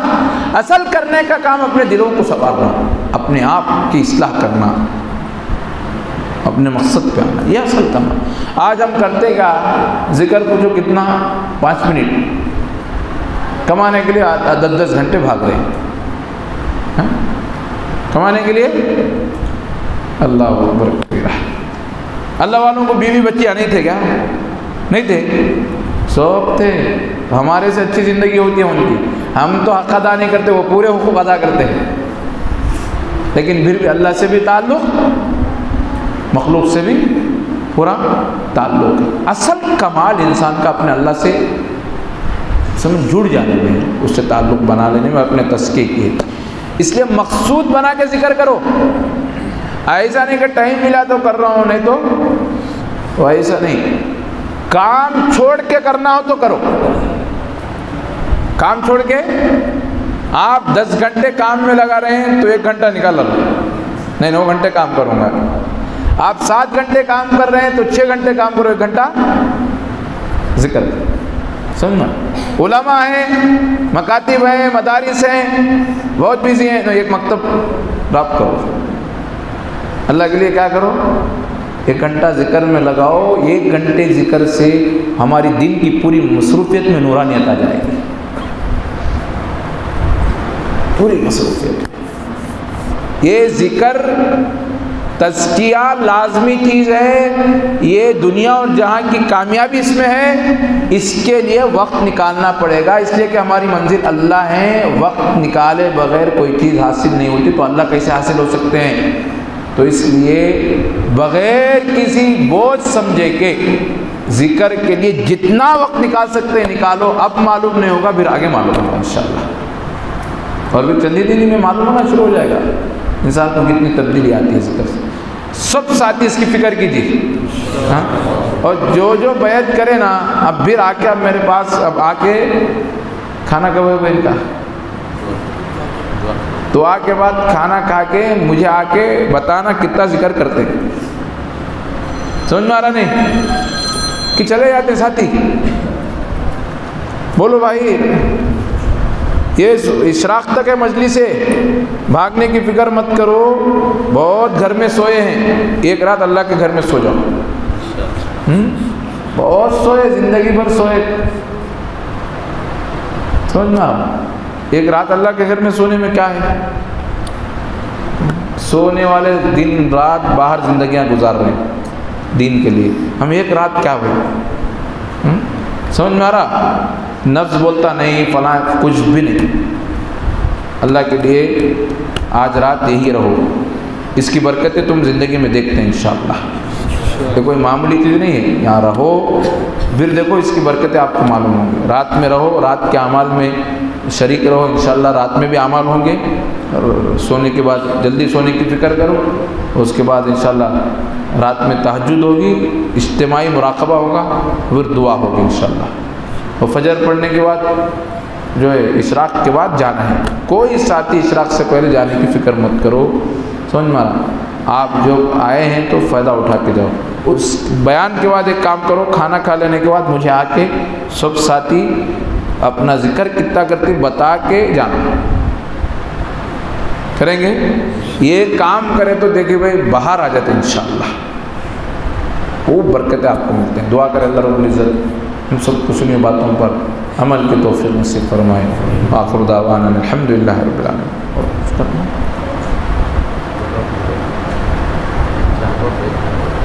تو کچھ احباب بیعت ہونے والے ہیں، کہہ رہے ہیں حافظ صاحب تو میں جو ہے بیعت کے کلمات پڑھاؤں گا، آپ اس کو دہرائیے، جو نئے بیعت کرنے والے احباب ہیں، اور جو پہلے سے بیعت ہیں وہ تجدید بیعت کی نیت سے کر لیجیے، اور جو بیعت نہیں کرنا چاہتے وہ توبہ کی نیت سے کم پڑھ لیجیے۔ میں پہلے خطبہ پڑھوں گا، سنیے۔ الحمدللہ نحمدہ ونستعینہ ونستغفرہ ونؤمن بہ ونتوکل علیہ ونعوذ باللہ من شرور انفسنا ومن سیئات اعمالنا من یہدہ اللہ فلا مضل لہ ومن یضلل فلا ہادی لہ ونشہد ان لا الہ الا اللہ وحدہ لا شریک لہ ونشهد أن سيدنا وسندنا ونبينا ومولانا محمدا عبده ورسوله۔ اب میں جو کلمات پڑھتا ہوں آپ بھی اس کو دہرائیے۔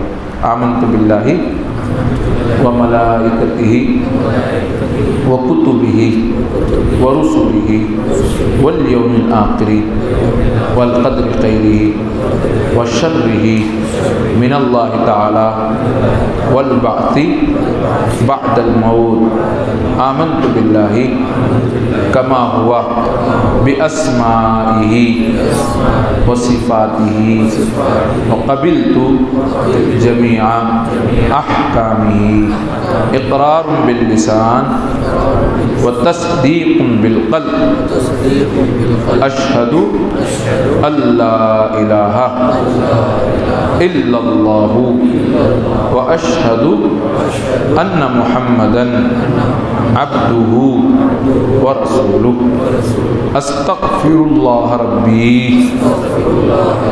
أستغفر الله ربي أستغفر الله ربي من كل ذنب وأتوب إليه برحمتك يا أرحم الراحمين والحمد لله رب العالمين۔ جو آپ کی بیعت ہو گئی، بیعت ہونے کے بعد کچھ معاملات کرنے کے رہتے ہیں۔ پابندی سے کرنے سے معاملات بہت تھوڑے ہیں، بہت آسان ہے، لیکن پابندی سے کرنے سے انشاءاللہ فائدہ بہت زیادہ ہوگا۔ سب سے پہلے جو ہے استغفار پڑھیے، استغفار پڑھیے صبح و شام۔ استغفر اللہ ربی من کل ذنب واتوب الیہ، صبح 100 مرتبہ، شام 100 مرتبہ، 100 مرتبہ، صبح و شام 100 مرتبہ۔ استغفر اللہ ربی من کل ذنب واتوب الیہ۔ استغفار ویسے بہت ہے، لیکن اس کو پڑھنے سے فائدہ ہے، سلسلے کا ہے، اور 100 مرتبہ صبح و شام جب بھی آپ کو ہو سکے پڑھو۔ فجر اور عصر میں جو ہے پڑھنا بہت افضل ہے، لیکن جب چاہے آپ پڑھ سکتے ہیں 2 وقت۔ دوسری جو چیز ہے وہ درود شریف، اللہم صلی علی سیدنا محمد وعلی آل سیدنا محمد وبارک وسلم، صبح 100 مرتبہ، شام 100 مرتبہ۔ تو تیسری جو چیز ہے وہ ہے مراقبہ۔ مراقبے کے معنی ایسے آرام سے آلتی پالتی، یہاں کیا بولتے ہیں، ادب سے بیٹھنا بولتے، ادب سے بیٹھ کے دل کی طرف توجہ کر کے تھوڑا بائیں جانب سے سر جھکا لیجیے۔ یہ سوچیے کہ میرے دل میں اللہ کی رحمت آ رہی ہے، میرے دل میں سما رہی ہے، میرے دل سے گناہوں کی ظلمت دور ہو رہی ہے، میرا دل کہہ رہا ہے اللہ اللہ اللہ اللہ اللہ، سوچنا ہے بس۔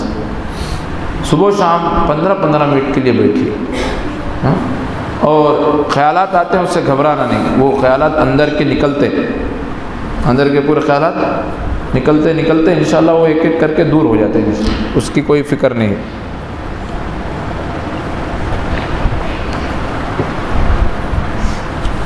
تو 15-15 منٹ کے لیے کیجیے، اس کو مراقبہ بولتے ہیں۔ تنہائی میں بیٹھنا ضروری ہے، شور شرابہ نہ ہو، خلل ڈالنے والی کوئی چیز نہ ہو، ذرا تنہائی میں بیٹھ کے صبح و شام دل اللہ اللہ کہہ رہے، سوچنا بس، زبان سے نہیں کہنا، دل سے، خیال سے سوچنا کہ دل بول رہا ہے، یہ سوچ کے بیٹھنا کہ میں اور میرے اللہ ہیں اور کچھ نہیں، بیٹھ جانا۔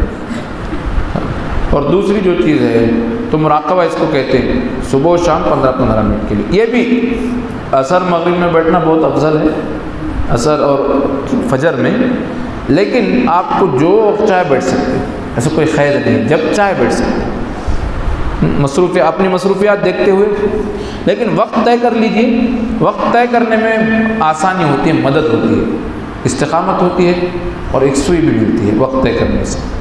کب کرنا ہے، روزانہ بیٹھ کے اپنے دل کے کام دیکھ کے طے کریں گے یہ وقت کروں، ورنہ ہوتا کیا ہے، اب تب بول کے چھوٹ جاتا، وقت طے کریں 15-15 منٹ کے لیے۔ چوتھی جو چیز ہے وہ ہے چلتے پھرتے اٹھتے بیٹھتے آپ جہاں بھی ہیں، گندی جگہوں کے علاوہ اللہ، دل اللہ اللہ کہہ رہے، سوچنا، اس کو خوف قلبی بولتے ہیں۔ حدیث میں ہے، عبداللہ ابن عباس کو حضور نے فرمایا، بیٹا ابن عباس تو اللہ کا دھیان رکھ، اللہ تیری حفاظت کریں گے۔ اس کا نقص فائدہ کیا ہوتا ہے، اللہ کی حفاظت ہوتی ہے، سکون ملتا ہے۔ ہم کیا کرتے ہیں، ادھر ادھر کا سوچ کے پریشان رہتے ہیں، ہمیشہ ادھر ادھر کا سوچ کے کیا رہتے ہیں، پریشان. اللہ کا دھیان رکھو, اس سے اللہ میاں دل کا سکون دیتے, اطمینان دیتے, اور حفاظت بھی ہوتی گناہوں سے انشاءاللہ. اس کو وقوف قلبی بولتے ہیں. اس کو بھی مشق کرنا, عادت ڈالنا. میرا دل کہہ رہا ہے اللہ اللہ اللہ, سست ہے کام کاج میں رہتے ہوئے. اسے بیٹھنے کی ضرورت نہیں, الگ بیٹھنے کی, وقت نکالنے کی. جہاں بھی ہے اللہ اللہ. چوتھی جو چیز ہے, پانچویں جو چیز ہے, قرآن شریف جتنا ہو سکے پڑھیے. 1 پارہ, آدھا پارہ, پو پارہ صحیح, یا 2 صفحے صحیح, ایسا پڑھیے کہ اللہ کو میں سنا رہا ہوں. اللہ سنتے ہیں قرآن بندہ پڑھتا ہے, ایسا پڑھنا, تو اس سے پھر دل نرم ہونا شروع ہوتا ہے انسان.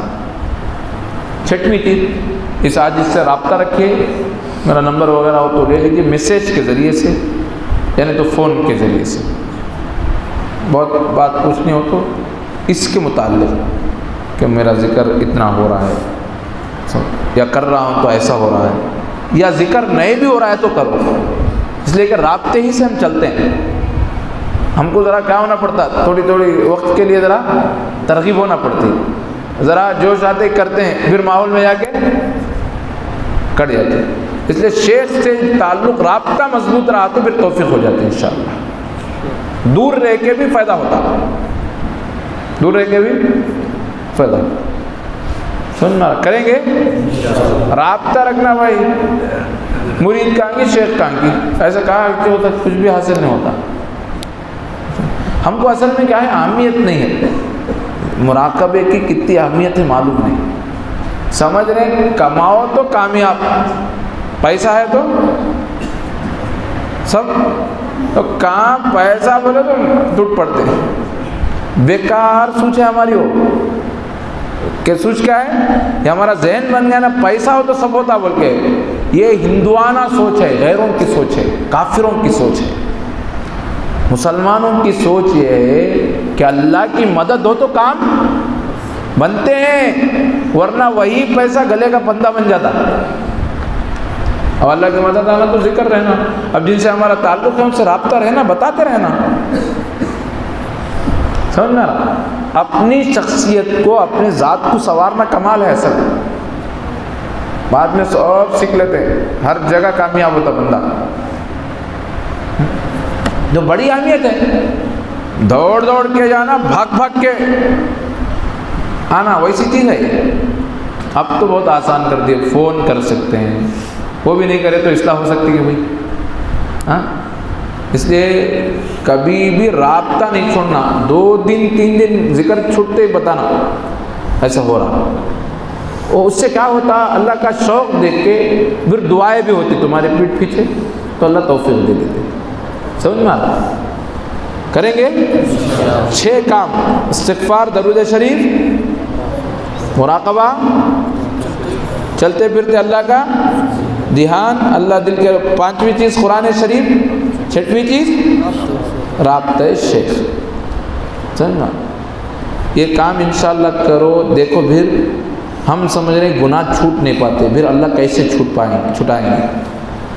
محنت نہ کرے تو بڑھاپے میں گناہ نہیں چھوٹتے. محنت کرو, جوانی میں اللہ حفاظت کریں گے. ہوں گے انشاءاللہ, ضرور ہوتے ہیں. اب اللہ نے بنائی ہے ترتیب, گناہ سے بھی حفاظت ہوتی ہے انشاءاللہ. اتنے کام کرتے رہیے, اللہ خوب ترقی دیں گے. اب تھوڑی دیر کے لیے کیا کرو, مراقبہ کرو, پھر دعا کریں. کتنا ٹائم ہے بھائی؟ 10:15. تھوڑی دیر کے لیے مراقبہ کر لیں.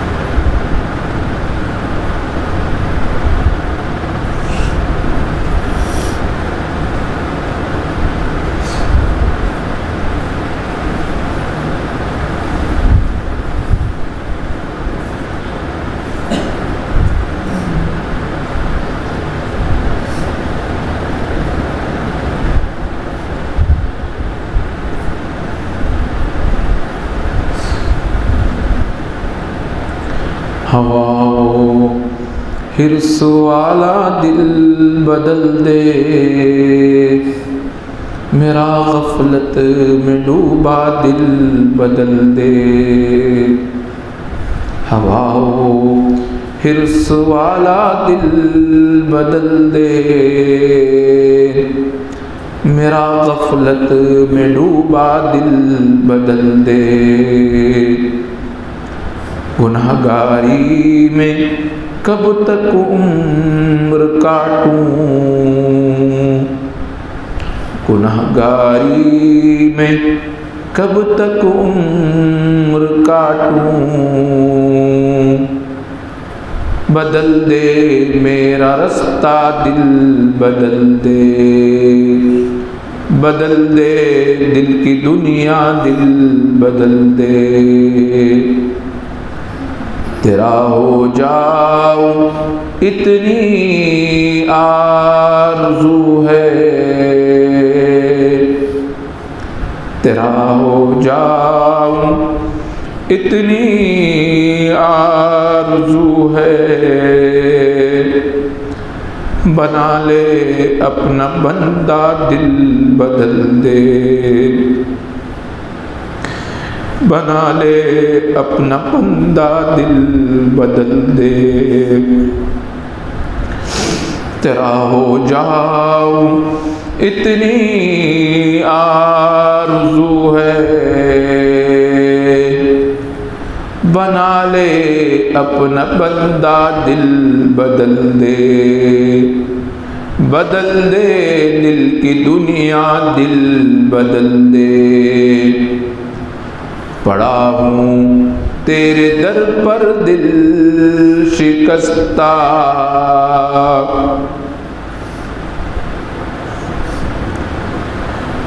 پڑا ہوں تیرے در پر دل شکستہ، رہوں کیوں دل شکستہ دل بدل دے، رہوں کیوں دل شکستہ دل بدل دے۔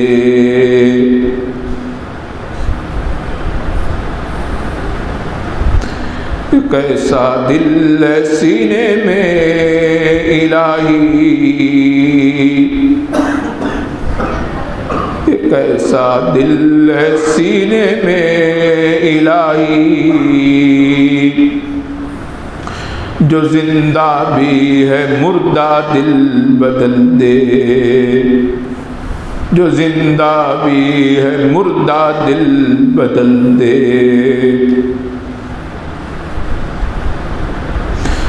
میرا ظاہر سنور جائے الہی،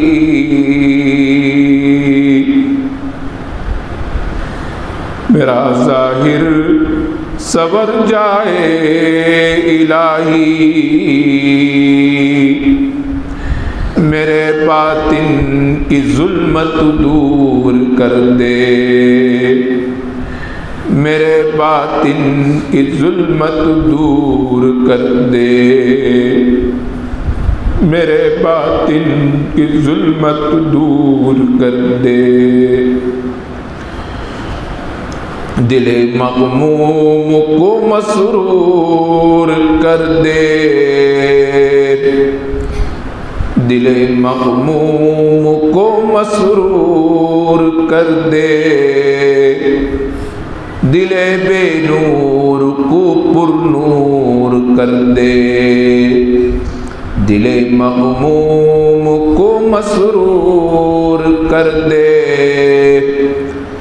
دل بے نور کو پر نور کر دے۔ میے محبت پلا مخمور کر دے، محبت کے نشے میں چور کر دے، میے محبت پلا مخمور کر دے، محبت کے نشے میں چور کر دے۔ ہواؤ حرص والا دل بدل دے، میرا غفلت میں ڈوبا دل بدل دے، گناہگاری میں کب تک عمر کاٹوں، بدل دے میرا رستہ دل بدل دے، خدایا فضل فرما دل بدل دے، خدایا فضل فرما دل بدل دے، بدل دے دل کی دنیا دل بدل دے۔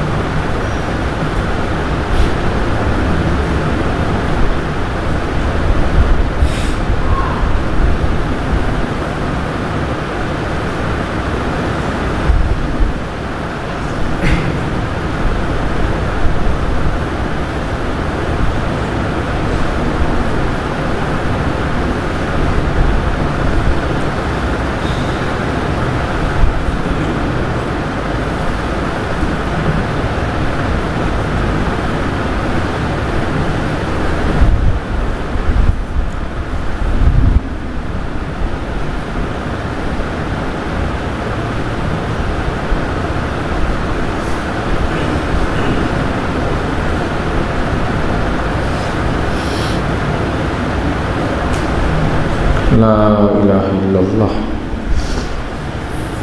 دعا فرمائیے۔ الحمدللہ رب العالمین، اللہم صلی علی سیدنا شفیعنا حبیبنا مولانا محمد وبارک وسلم۔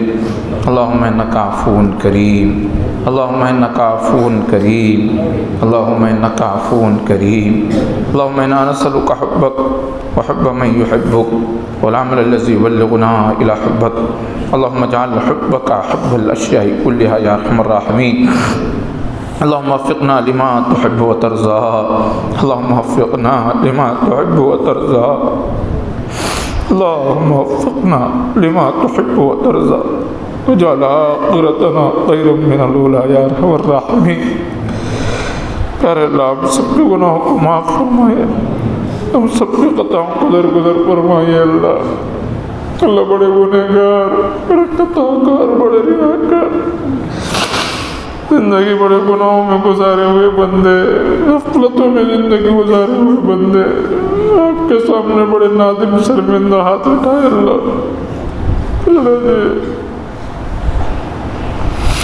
یقیناً ہم سے گناہ ہوئے، اللہ ہم اقرار کرتے ہیں، اقرار مجرم ہے، ہم گندے ہیں، مجرم ہیں، پرانے پاپی ہیں، گندے ہیں، لیکن آپ کے بندے ہیں۔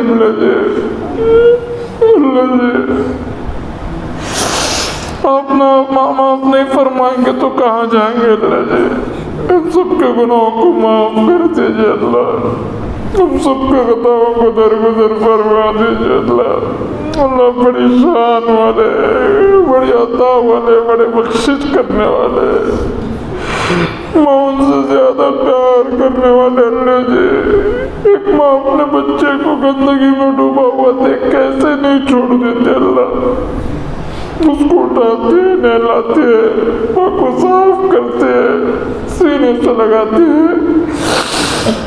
اللہ آپ کے کمزور بندے، اے ماں ان سے زیادہ پیار دینے والے پروردگار، ہم کو بھی اپنا بنا لیجیے اللہ، اپنا بنا لیجیے اللہ، اپنا بنا لیجیے اللہ۔ آپ سے دور ہو کے ہم کہیں کے نہ رہے اللہ جی، اللہ جی معاف کر دیجیے، معاف کر دیجیے۔ ہمارے گناہ اتنے بڑے ہیں، اتنے زیادہ ہیں کہ لوگوں کے سامنے بیان کر دیے جائے تو لوگ تھوکنا پسند نہ کرے اللہ۔ اللہ آپ کی ستاری ہے، آپ نے ہمارے گناہوں پہ پردے ڈال دیے، ورنہ ہم منہ دکھانے کے قابل نہیں اللہ جی۔ اللہ جس طریقے سے گناہوں کو چھپا دیا معاف بھی فرما دیجیے اللہ۔ اللہ گناہوں کو معاف کر دیجیے، واقعی زندگی نیکی کی توفیق دے دیجیے، تقویٰ دے دیجیے، ورع دے دیجیے، آتش عشق سے سینے کو لبریز فرما دیجیے اللہ۔ آپ کی شدید محبت دے دیجیے اللہ، آپ کی شدید محبت دے دیجیے اللہ، آپ کی شدید محبت دے دیجیے۔ محبت جن اعمال سے آتے ان اعمال کی توفیق دے دیجیے، ذکر کی توفیق دے دیجیے، انگن گرے ہوئے بوٹی بوٹی ہڈی ہڈی سے گناہوں کو کھوٹ نکال دیجیے، اور انگن گرے ہوئے بوٹی بوٹی ہڈی ہڈی سے اللہ آپ کو یاد کو جاری فرمائے، آپ کے نام کو جاری فرمائیے اللہ، آپ کی شدید محبت دے دیجیے، آتش عشق سے سینے کو لبریز فرما دیجیے، تقویٰ دے دیجیے، ورع دے دیجیے اللہ۔ آج کی اس مجلس کو قبول فرما لیجیے اللہ، اللہ آج کی اس مجلس کو قبول فرما لیجیے۔ جتنے بندے آج عزم کیے ہیں اللہ ذکر و مراقبہ کریں گے، توفیق دے دیجیے اللہ جی۔ جب تک آپ کا کرم نہیں ہوتا ہم کچھ نہیں کر پاتے اللہ۔ اللہ ان مجبور بے کس بندوں کی لاج رکھ لیجیے، اے نسبتوں کی لاج رکھنے والے پروردگار۔ حقیر فقیر بندے کچھ نہیں ہیں، لیکن آپ نسبتوں کی لاج رکھ لیجیے، نسبتوں کی لاج رکھ لیجیے اللہ۔ آپ کے کمزور بندے ہاتھ اٹھائیں، آپ جانتے ہم کتنے کمزور ہیں اللہ۔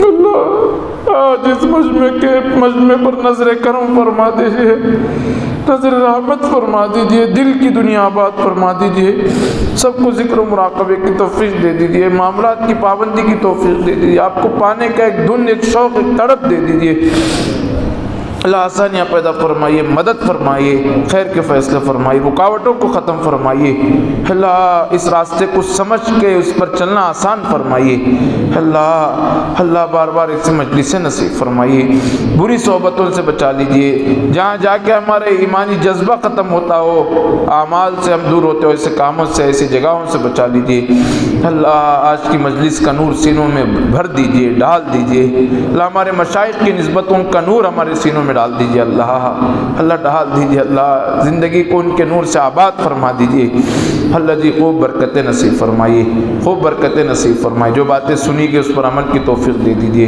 اللہ۔ جو باتیں سننے کی نامناسب تھی اس سے پوری پوری حفاظت فرمائیے، دین کے جتنے کام ہیں سب کو قبول فرمائیے، سب کے کرنے والوں کو قبول فرمائیے، سب کو اللہ اپنی محبت کی نظر ڈال دیجیے، اور سب کو آپ کی پانے کی ایک فکر، ایک دھن دے دیجیے، اخلاص دے دیجیے اللہ۔ ایک دوسرے سے محبت کرنے والا بنائیے، ایک دوسرے کی تنقید سے، برا بھلا کہنے سے پوری پوری حفاظت فرمائیے۔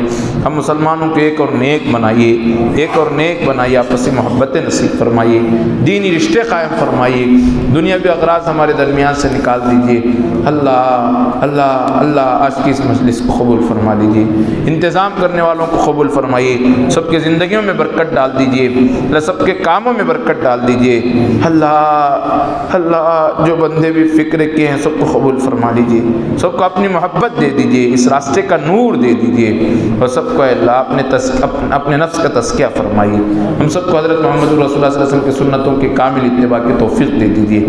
اللہ آج کی رات ہمارے لیے خوب فائدہ مند بنا دیجئے، اللہ آپ کی طرف رجوع کا ذریعہ بنا دیجئے، اللہ آج ہماری مدد فرمائیے، اللہ چستی دے دیجئے، سستی کو ختم فرما دیجئے، اللہ دور دور تک اس مجلس کے اثرات کو ظاہر فرمائیے، اس علاقے پہ خوب ہدایت کے ہواؤں کو چلا دیجئے، اللہ قبول فرما لیجئے، اللہ قبول فرما لیجئے، اللہ قبول فرما لیجئے۔